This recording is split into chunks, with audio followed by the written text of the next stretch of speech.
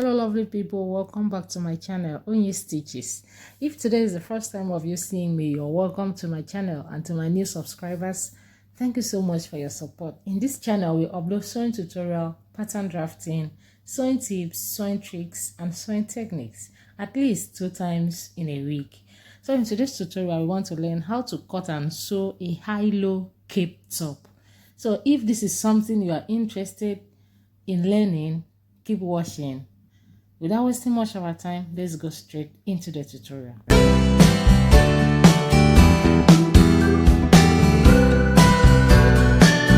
The only thing you need for this project is just the material that you are using, that is the fabric you are using for this project, and the measurement.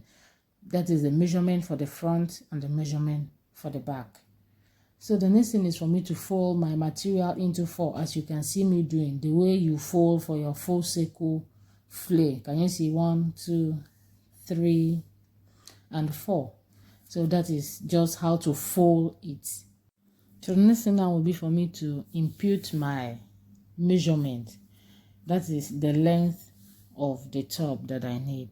For my front, I need about 20 inches length, and for my back I need about 26 inches length. So I will go ahead and measure it on my fabric. The anchor I'm using is by 43 inches. So if you need something longer, maybe if you want your front to be like 22 and the back to be longer than that, you need a material maybe that is by 60. So if you use a material that is by 60, you will really get your measurement. But for anchor, if you need something longer, you need to join it. This part I'm marking is for my front. I marked 22 inches, that is plus my folding allowance, while the length of the dress will be 20. So this part that I'm marking now is for my back. I've increased it to have my 26 inches. I added 1 inch for my folding, so I marked 27 inches. So I will continue marking my 27 inches as I'm coming towards the front. I will be reducing from the 27 inches because my material is not up to 27 for me to mark the round of it 27. But if you have a material that is longer, you can mark the whole thing with the same measurement. But this one, I'm managing this material, so I'll be marking and I'll be reducing till I get to my 22 inches as I'm marking. So I believe you understand what I'm trying to say. Can you see? So I will continue marking, then I will go ahead and join the lines. So let me recap what I said earlier. For the back part, I make it longer, my normal measurement. For the front, as I'm coming towards the front, I keep on reducing till I get to the normal measurement for the front. So now I will go ahead and cut my fabric.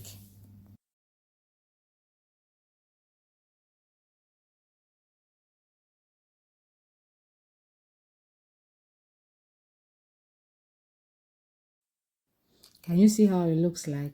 So the next thing now will be for me to impute my neck measurement. So to impute my neck measurement, I'm going to pull up my fabric the way you see me doing.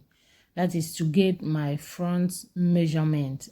So I pull it up so that the back part will be longer than the front part. I will measure it to see the difference because I need to have about 6 inches difference because I need my front to be 20 inches while my back to be 26 inches. Can you see? I'm trying to make sure that I get the exact measurement that I'm looking for now.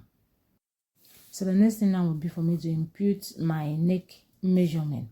So I'm going to make use of 4 inches neck width and 4 inches neck depth for the front, and I'm going to use 4 inches neck width and 2 inches neck depth for the back. So I will go ahead and mark for my front piece first.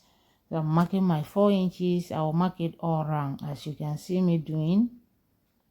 So make sure you do same. But the neck width and the neck depth depends on the size of the person you are working for, and also it depends on your preference. If you want it a wide neck, If you need it like a turtleneck, it all depends on your preference. The next thing I will do will be for me to mark my turning allowance for the front. So I don't want the neck to be too wide. So I'm marking my joining allowance inside, not outside. I believe you can see what I'm doing. So I'm marking my 0.5 inside, so that when I cut it, when I turn it, I will have my 4 inches. But if I cut at the point of the 4 inches, when I turn it, I will end up having 4.5. So now I'm marking for my back, which is 2 inches. Can you see the difference? So I'll go ahead and cut from the back first. So I'm cutting both the fabric now from the back. Can you see? Now I will carry up the one that I'm using for the front part. Then I'll go ahead and cut using the sewing allowance. Can you see it now? I will open up my fabric. So that is how it looks like after opening it. Can you see? So this is my front side. Can you see my front? It's shorter than the back, and the longer part is my back. So the next thing now will be for me to go ahead and pipe the neckline. To pipe the neckline, I'm going to create my own bias tape using the same material. If you don't know how to do that, I have a detailed video on my channel on how to make your own bias tape. So let's go to the sewing machine and pipe the neckline. After piping the neckline, I'm going to hem the down part.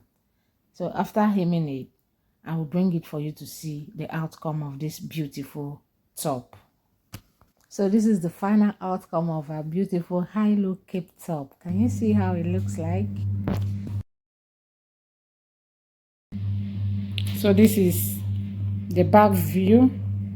Thank you so much for watching. Remember to like, comment, subscribe to our channel, and turn on your notification bell so that once I upload new sewing tutorial, you'll be first to be notified. See you on next video. Bye bye.